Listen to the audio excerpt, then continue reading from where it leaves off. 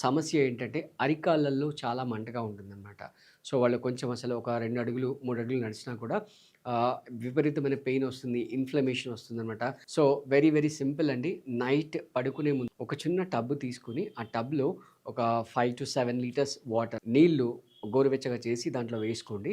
మీకు మెడికల్ షాప్‌లో దొరుకుతుంది. ఎప్సమ్ సాల్ట్, మెగ్నీషియం సల్ఫేట్ అంటారు దీని కెమికల్ నేమ్.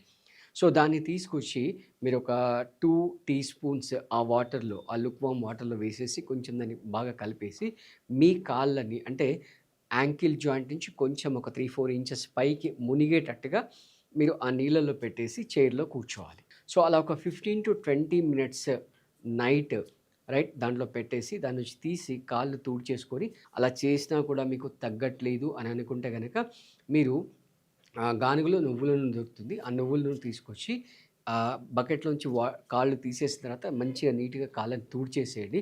కాళ్ళని తుడిచేసి జస్ట్ ఒక హాఫ్ టీ స్పూన్ ఆయిల్ తీసుకొని 2 అరికాళ్ళకి రాసి మంచిగా మసాజ్ చేయండి. ఎలా అంటే వేడి పుట్టేటట్టుగా మసాజ్ చేయండి.